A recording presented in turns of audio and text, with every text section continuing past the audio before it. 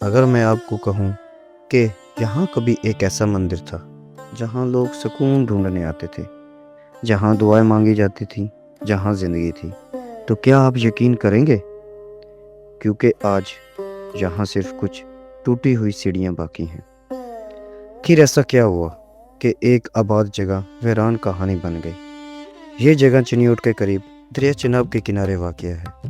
آج یہاں خاموشی ہے، ہوا چلتی ہے، مگر کوئی آواز نہیں، بس دریا کا پانی بہتا ہے اور یہ سیڑھیاں جو گواہی دے رہی ہیں کہ ایک کھوئی ہوئی دنیا کی۔ لیکن اگر ہم وقت کو پیچھے لے جائیں تو یہی جگہ ایک شاندار شیوالا مندر کا گھر تھی۔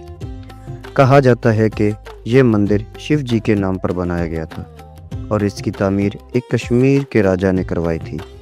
یہ صرف ایک عبادت گاہ نہیں تھی، یہ ایک مکمل زندگی تھی۔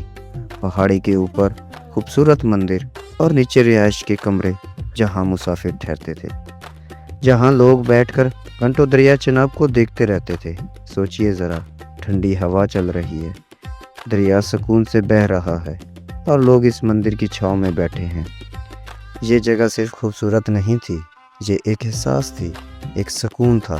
یہاں لوگ دور دور سے آتے تھے، عبادت کے لیے، دل کا بوجھ ہلکا کرنے کے لیے اور شاید خود کو ڈھونڈنے کے لیے۔ لیکن ہر کہانی ہمیشہ نہیں رہتی۔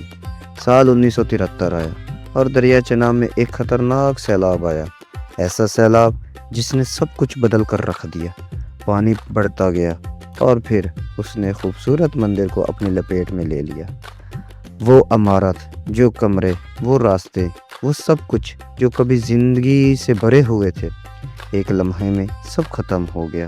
آج اگر آپ یہاں آئیں تو آپ کو صرف یہ سیڑھیاں نظر آئیں گی جو کہیں نہیں جاتی مگر بہت کچھ بتاتی ہیں۔ یہ سیڑھیاں ایک کہانی سناتی ہیں، ایک ایسی کہانی جو وقت کے ساتھ دب گئی لیکن مٹی میں آج بھی زندہ ہے۔ یہ جگہ آج بھی خاموش نہیں ہے، بس اس کی آواز بدل گئی ہے۔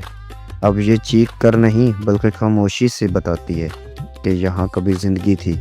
کچھ جگہیں مٹتی نہیں، وہ بس وقت کے پردے میں چھپ جاتی ہیں اور ان کی کہانیاں صرف محسوس کی جا سکتی ہیں۔